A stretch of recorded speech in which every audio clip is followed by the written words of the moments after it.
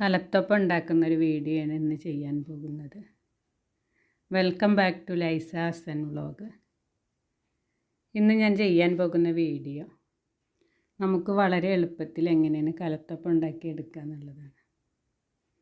എല്ലാവർക്കും നമസ്കാരം. കലത്തപ്പം എല്ലാവരും ഓരോരുത്തരും ഓരോ രീതിയിലാണ് ഉണ്ടാക്കുക. ഞാൻ ചെയ്യുന്ന രീതി നിങ്ങൾക്ക് ഇഷ്ടമാവുമെന്ന് കരുതുന്നു. നമുക്കൊന്ന് കണ്ടു നോക്കാം. അതിനായിട്ട് ഞാനിവിടെ സാദാ പച്ചരിയാണ് എടുത്തിട്ടുള്ളത്. ഒരു 1.5 ഗ്ലാസ് പച്ചരി നന്നായിട്ട് കഴുകിയെടുത്തതിന് ശേഷം ഒരു 4 മണിക്കൂറെങ്കിലും കുതിർത്ത് വെക്കണം.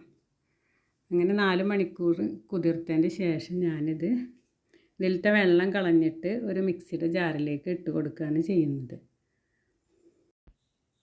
അതിന് ശേഷം നമ്മൾ ഇഡ്ഡലി മാവൊക്കെ തയ്യാറാക്കുന്നത് പോലെ കുറച്ച് വെള്ളം ഒഴിച്ചിട്ട് ഈ മാവ് നന്നായിട്ട് അരച്ചെടുക്കുകയാണ് ചെയ്യേണ്ടത്. ഇത് നന്നായി അരച്ചെടുത്തതിന് ശേഷം ഞാൻ ഇതിലേക്ക് ഒരു നാളികേരത്തിൻ്റെ പകുതി ചിരവി വെച്ചിട്ടുണ്ട്. അതിൽ നിന്ന് ഈ മാവ് പകുതിയിൽ ഒഴിച്ചതിന് ശേഷം ഈ മാവിലേക്ക് 1/2 ടീസ്പൂണ് നല്ല ജീരകം ഇട്ട് കൊടുക്കുന്നുണ്ട്. അതേപോലെ ഒരു 3 ഏലക്കായ, പിന്നെ ആവശ്യത്തിന് ഒരു 1/4 ടീസ്പൂണ് ഉപ്പ്, പിന്നെ 2 ടീസ്പൂണ് നമ്മൾ ചോറ് ചേർക്കുന്നുണ്ട്. പിന്നെ അതേപോലെ ഒരു നാളികേരത്തിൻ്റെ പകുതിയാണ് ഞാൻ ചിരവി എടുത്തിട്ടുള്ളത്.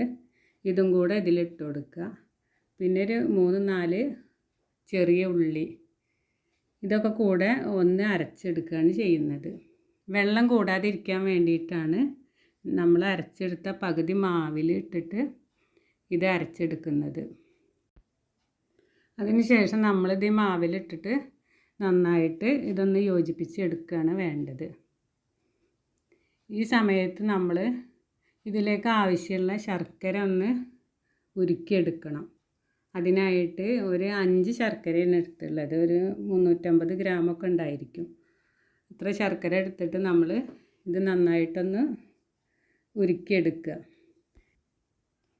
ശർക്കര നന്നായി മെൽറ്റായതിന് ശേഷം നമ്മൾ ഇത് ചൂടോട് കൂടി തന്നെയാണ് നമ്മളൊരു അരിപ്പയിൽ കൂടെ ഈ മാവിലേക്ക് ഒഴിച്ചു കൊടുക്കണം.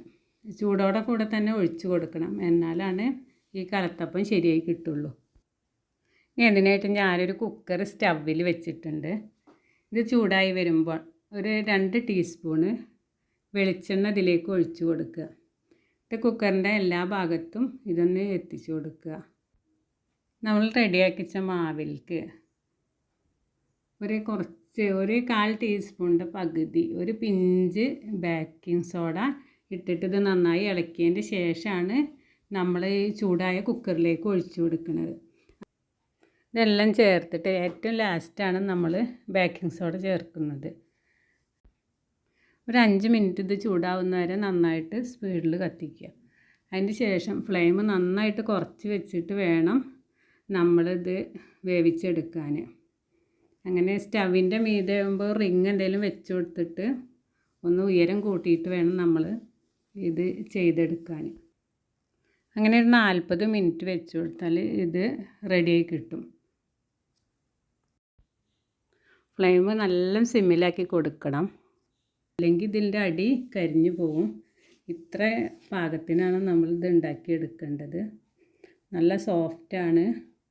അറിയാത്തവരൊന്ന് ട്രൈ ചെയ്ത് നോക്കുക. വളരെ എളുപ്പത്തിൽ തന്നെ നമുക്ക് കുക്കറിൽ വെച്ചിട്ട് ഈ കലത്തപ്പം ഉണ്ടാക്കി വെക്കാൻ പറ്റും. അത്യാവശ്യം ഉയരം കിട്ടിയിട്ടുണ്ട്. ഞാൻ വെറും 1.5 ഗ്ലാസ് പച്ചരിയാണ് ഇതിന് വേണ്ടി എടുത്തത്. അറിയാത്തവരൊന്ന് ട്രൈ ചെയ്ത് നോക്കുക. ഈസിയാണ്, ടേസ്റ്റിയാണ്. വളരെ എളുപ്പത്തിൽ തന്നെ നമുക്കിത് ചെയ്തെടുക്കാൻ പറ്റും. ഇതിൻ്റെ മീതെ വേണമെങ്കിൽ നമുക്ക് നാളികേരം വറുത്തിട്ട് അതിൻ്റെ കൊത്തിട്ട് കൊടുക്കുകയൊക്കെ ചെയ്യാം. പിന്നെ അണ്ടിപ്പരിപ്പ്, മുന്തിരി എന്തെങ്കിലുമൊക്കെ വെക്കാം. ഇതിപ്പോൾ അതിൻ്റെ ഒന്നും ആവശ്യമില്ല. നല്ല ടേസ്റ്റിയാണ്. അറിയാത്തവരൊന്ന് ട്രൈ ചെയ്ത് നോക്കുക. നിങ്ങൾക്ക് എൻ്റെ വീഡിയോ ഇഷ്ടമായെന്ന് കരുതുന്നു. വീഡിയോ ഇഷ്ടമായാൽ സബ്സ്ക്രൈബ് ചെയ്യാനും ലൈക്ക് ചെയ്യാനും മറക്കരുത്. അതുപോലെ തന്നെ എൻ്റെ വീഡിയോ കണ്ടിട്ട് എന്നെ അറിയാത്ത ഒരുപാട് പേര് സബ്സ്ക്രൈബ് ചെയ്തിട്ടുണ്ട്. കുറച്ച് പേരെന്നെ ഉള്ളൂ, പക്ഷേ എനിക്കത് വലുതായിട്ടാണ് തോന്നിയിട്ടുള്ളത്. അവരോട് ഞാൻ പ്രത്യേകം നന്ദി പറയുന്നു. തുടർന്ന് സപ്പോർട്ട് ഉണ്ടാവുമെന്ന് കരുതുന്നു.